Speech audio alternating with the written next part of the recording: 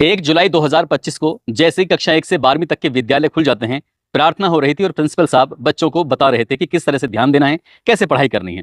इसी बीच में वो बताते हुए उनकी नजर पहुंच जाती है एक स्टूडेंट पर, और जैसी प्रार्थना खत्म होती है उस स्टूडेंट से स्पेशली बातचीत करते हैं।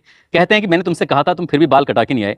पूरी की पूरी गर्मियों की छुट्टी बीत गई, तुम्हारे माता तुम्हारे पिता तुम्हें लेकर कितना चिंतित रहते हैं, कितना परेशान रहते हैं। देखो जरा सोच कर कि अगर बड़े होकर तुम आईएएस या आईपीएस ऑफिसर बन जाओगे, न केवल हमारे विद्यालय का नाम रोशन होगा बल्कि हमारे गांव का नाम भी रोशन होगा, पूरे क्षेत्र का नाम रोशन होगा। इसलिए तुम्हें बहुत ज्यादा ध्यान देने की जरूरत है। इस तरह की बात समझाकर उस स्टूडेंट को कहा कि अपनी क्लास में चले जाओ। 11वीं क्लास का वो छात्र था, और जैसे ही वो क्लास में जाता है तो एक छात्र ने उससे पूछा, जो उसका सबसे खास दोस्त था, कि प्रिंसिपल साहब क्या कह रहे थे।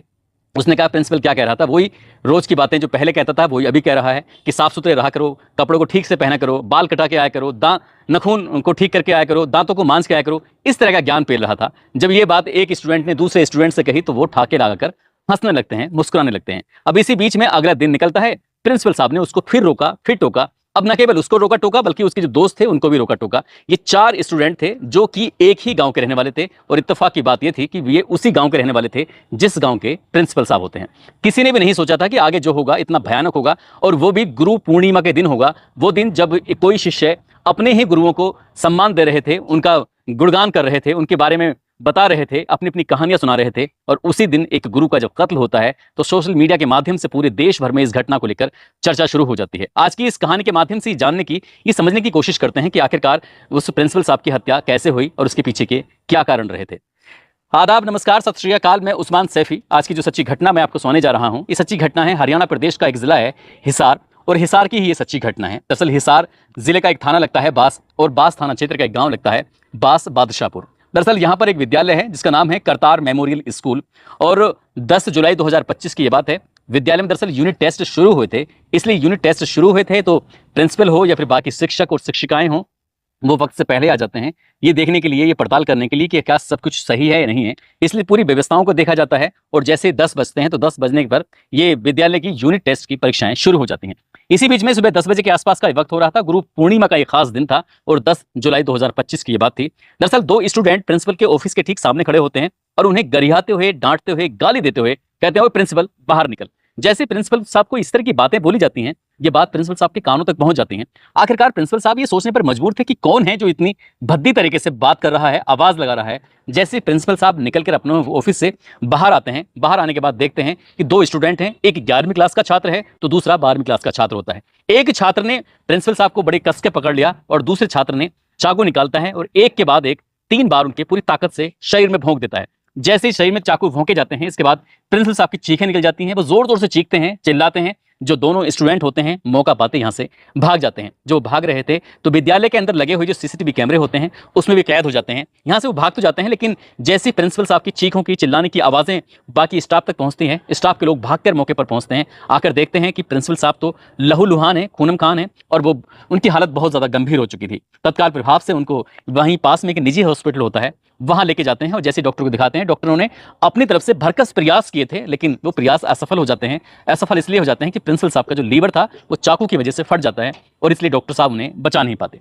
बस ये खबर थी कि थोड़ी देर में सोशल मीडिया पर इस कदर वायरल हो जाती है कि 10 जुलाई 2025 को गुरु पूर्णिमा का वो दिन था। जो शिष्य थे अपने गुरुओं के बारे में बयान दे रहे थे, बता रहे थे कि हम कैसे कामयाब हुए, कैसे नहीं, इस तरह की बातें कर रहे थे। और इसी बीच में एक न्यूज चलने लगती है कि 2 छात्रों ने दरअसल अपने ही प्रिंसिपल साहब की चाकू मारकर हत्या कर दी है। वाकई अपने आप में ये बहुत ही भयानक घटना थी, परेशान करने वाली घटना थी। जैसे ही घटना की सूचना पुलिस तक पहुंचती है, उसके बाद फिर पुलिस ने आकर मौके पर पड़ताल करना शुरू किया, और पड़ताल करने के बाद ये देखने की कोशिश की कि वो स्टूडेंट कौन है, कहाँ के हैं, क्यों भागे हैं, कहाँ भागे हैं। तमाम तरह के सवाल थे, और पुलिस इन सवालों का जवाब तलाशने में जुट जाती है। आखिरकार 2 घंटे के बाद इंस्टाग्राम पर एक वीडियो थी जो बहुत तेजी के साथ वायरल होती है, और पता चलता है कि जिन छात्रों ने अभी 2 घंटे पहले ही प्रिंसिपल साहब की हत्या की है, दरअसल उन्हीं छात्रों ने इंस्टाग्राम पर वीडियो डाली थी, और वीडियो डाल के वाकई एक संदेश दिया, एक बताया कि जगवीर की तो हमने हत्या कर दी है, अब तेरे बेटे की बारी है, 10 लाख रुपए का इंतजाम तो करना ही पड़ेगा। जब इस तरह की बात थी तो आखिरकार सब लोग घबरा जाते हैं। साथ ही वो मैसेज देते हैं कि डॉन है हम। अब डॉन वाली बात थी, अब प्रिंसिपल साहब हों या फिर उनके परिवार के लोग हों, ये जाहिर सी बात है जहां जहां तक ये कहानी पहुंच रही थी वहां वहां तक लोग सोचने पर मजबूर थे। वो छात्र जिनको भी ठीक से दाढ़ी भी नहीं आई थी, मूंछों के बाल भी नहीं आए थे, दरअसल वो इतनी बड़ी बड़ी बातें कर कैसे रहे थे, क्यों कर रहे थे। आखिरकार पुलिस ने बास थाना पुलिस थी उसको भी टाइम इस पे लगा दिया, काम पे लगा दिया। साथ ही सीआई यूनिट फर्स्ट और यूनिट सेकंड इनको लगा दिया कि जहां भी हो वो दोनों छात्रों को हर हाल में ढूंढ के निकाला जाए। इसके बाद एक टीम लगाई जाती है सीसीटीवी फुटेज को खंगालने के लिए। तो पता चलता है कि उस दिन विद्यालय से 2 छात्र नहीं भागे थे बल्कि 4 छात्र भागे थे।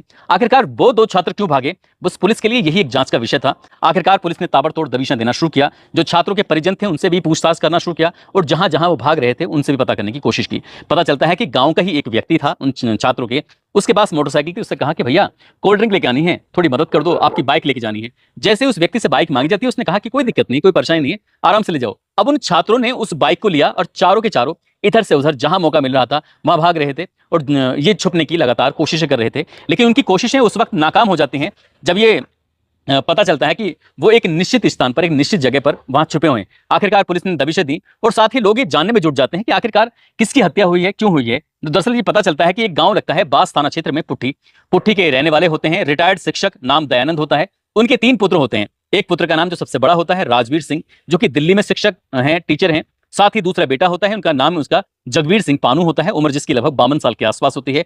तीसरे नंबर का उनका बेटा होता है, नाम विजेंद्र सिंह, जो कि गांव के ही विद्यालय चलाते हैं, स्कूल चलाते हैं। और साथ ही अगर जो घटना हुई थी वो उनके बीच वाले बेटे, यानी कि दूसरे नंबर के बेटे जगवीर सिंह पानू के विरुद्ध ये बातचीत हुई थी, उनको ही चाकू मारे गए थे, उनकी ही हत्या की गई थी। आखिरकार उनके बारे में जब जानकारी जुटाने की कोशिश की जा रही तो पता चलता है उनके 2 बेटे होते हैं, पत्नी होती है गृहिणी। एक बेटा जो बड़ा वाला है उसका नाम संजीव है, जो कि एमबीबीएस की पढ़ाई कर रहा है। दूसरा बेटा है जिसका नाम है समीर, जो कि वकालत की पढ़ाई कर रहा है। इनका जो स्वभाव बड़े ईमानदार, बहुत ही ज्यादा शालीन व्यक्ति, और इन्होंने 2 साल पहले ये पूर्व विधायक के जो रिश्तेदार थे उनसे ही विद्यालय लीज पर लिया था। दरअसल करतार मेमोरियल स्कूल, उसको लीज पर लेने के बाद उन्होंने जिम्मेदारी संभाली थी कि इसको हम चलाएंगे। दरअसल कक्षा 1 से लेकर वो 12वीं तक का विद्यालय होता है और उस विद्यालय को ज्यादा से ज्यादा उसमें स्टूडेंट आए, इसलिए वो पूरी ईमानदारी, पूरी शिद्दत के साथ उसमें लगे हुए थे, काम कर रहे थे। और जो भी स्टूडेंट होता था हर स्टूडेंट को एक सलाह मशवरा दिया करते थे कि बेटा तुम अगर अच्छे से पढ़ाई करोगे तो देख लेना बड़े ऑफिसर बनोगे, और जब बड़े ऑफिसर बनोगे तो लोग तुम्हारी इज्जत क्या करेंगे। इस तरह की बातें थी। लेकिन 4 स्टूडेंट ऐसे थे, 3 11वीं क्लास में पढ़ते थे, एक 12वीं क्लास में पढ़ता था। वो इत्तेफाक से उनके गांव के ही रहने वाले थे। क्योंकि गांव के रहने वाले थे इसलिए उन चारों स्टूडेंट के माता पिता भाई बहन परिवार के एक एक सदस्य को प्रिंसिपल साहब बहुत अच्छे से जानते थे, पहचानते थे। इसलिए जब गांव में आते जाते कहीं तो उनके घर वाले जो थे स्टूडेंट के, वो अक्सर प्रिंसिपल साहब से कहा करते थे कि प्रिंसिपल साहब हमारे बच्चों पर थोड़ा ध्यान दिया करो, जब हमारे बच्चे थोड़ा कामयाब हो जाएं। इस तरह की बातें जब होती थी तो इसलिए प्रिंसिपल साहब की भी एक नैतिक जिम्मेदारी बनती थी कि वो उन स्टूडेंट पर स्पेशल ध्यान दें। जब विद्यालय 1 जुलाई 2025 को खुलते हैं तो हालांकि वो सभी छात्रों को एक साथ एक मैसेज, एक संदेश दे रहे थे कि आपको किस तरह से रहना है। नैतिकता का पाठ पढ़ाया जा रहा था और किताबों के बारे में बताया जा रहा था कि पढ़ के तुम क्या हासिल कर सकते हो, क्या नहीं, क्या क्या फायदे होते हैं पढ़ाई के, इसके बारे में सब कुछ बताया गया था। उनकी नजर अपने ही गांव के एक स्टूडेंट पर पड़ती है, उसके बड़े हुए बाल थे, उसके साथ फिर दूसरे स्टूडेंट पढ़ती है, क्योंकि चारों स्टूडेंट, एक 3 कक्षा 11 के, एक 12वीं क्लास का, चारों ही बहुत अच्छे दोस्त अपने आप में होते हैं।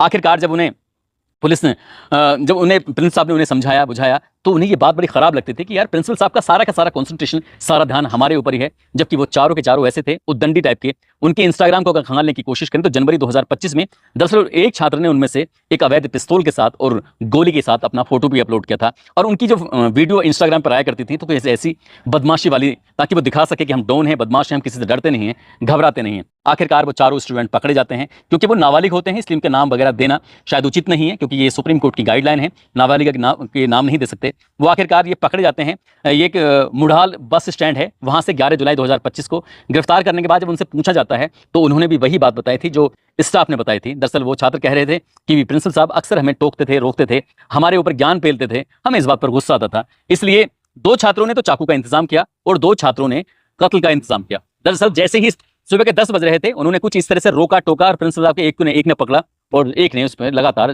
ताबड़तोड़ चाकुओं से वार कर दिया था और प्रिंसिपल साहब की हत्या कर दी थी। फिलहाल पुलिस ने इन चारों को गिरफ्तार कर लिया है और गिरफ्तार करने के बाद जो बच्चों की जेल होती है उनको वहां भेजा जा रहा है ताकि उन्हें सुधारा जा सके, उनके अंदर कुछ अकल दी जा सके। लेकिन शायद वो सुधरने वाले नहीं हैं, क्योंकि अगर वो सुधरने वाले होते तो प्रिंसिपल साहब की इतनी अच्छी बातें उनके दिमाग में नहीं आई। साथ ही सोचने वाली बात यह है कि उन चारों स्टूडेंट को शायद उनके गांव के लोग, आसपास के लोग, इलाके के लोग कभी माफ नहीं कर पाएंगे, क्योंकि उन छात्रों ने जो किया है उससे पूरी जो शिष्य है, जो स्टूडेंट हैं, उससे पूरी बिरादरी पर एक तरह के कलंक लग गया है। उसके माथे पर एक सवालिया निशान लग गया है कि आखिरकार स्टूडेंट कैसे होते हैं जो अपने प्रिंसिपल साहब की हत्या कर देते हैं। दरअसल न केवल उन्होंने प्रिंसिपल साहब की हत्या की, बल्कि छात्रों के प्रति जो विश्वास होता है वो शिक्षकों में विश्वास भी कम कर दिया है, सोचने पर मजबूर कर दिया है। वाकई शिक्षकों के साथ साथ माँ बाप की भी जिम्मेदारी बनती है कि अपने बच्चों को बचपन से लेकर ही सोच के चलें कि वो क्या कर रहे हैं, क्या नहीं कर रहे हैं, किसके साथ उठते हैं, किसके साथ बैठते हैं, वो कितना मोबाइल यूज करते हैं, मोबाइल पर क्या चीज अपलोड कर रहे हैं, सोशल मीडिया का कितना दुरुपयोग कर रहे हैं। कहीं ऐसा तो नहीं है किसी बदमाश के या किसी डॉन के इन्फ्लुएंस में आकर वो कोई गलत कदम तो नहीं उठा रहे हैं। माँ बाप की भी अपनी जिम्मेदारी बनती है ताकि भविष्य में किसी नए प्रिंसिपल साहब की या किसी नए शिक्षक की इस तरह से कोई हत्या न हो। दोस्तों, इस पूरे घटनाक्रम को सुनाने का उद्देश्य किसी को परेशान करना नहीं है, किसी का दिल दुखाना नहीं है, बल्कि आपको जागरूक करना है, आपको सचेत करना है और एक बताना है कि जो शिक्षा के मंदिर होते हैं वो एक ऐसी जगह होती है जहां पर माँ बाप भी अपने बच्चों को भेजकर बिल्कुल पूरी तरह से निश्चिंत हो जाते हैं और बच्चों की भी अपनी जिम्मेदारी। एक दौर ऐसा था कि अगर शिक्षक ने देख भी लिया तो स्टूडेंट नजर छुपा के भाग जाता था। अब इतना बुरा लगता है छात्रों को कि अपने ही शिक्षक पर वो हाथ छोड़ देते हैं, मार देते हैं, गोली चला देते हैं। ये वाकई शर्मनाक बात है। इसके लिए जो शीर्ष पदों पर बैठे हुए लोग हैं, जिनकी बातें ज्यादा सुनी जाती हैं, उनको नैतिकता का पाठ जरूर पढ़ाना। आप सब लोग अपना ख्याल रखें, सुरक्षित रहें। जय हिंद, जय भारत।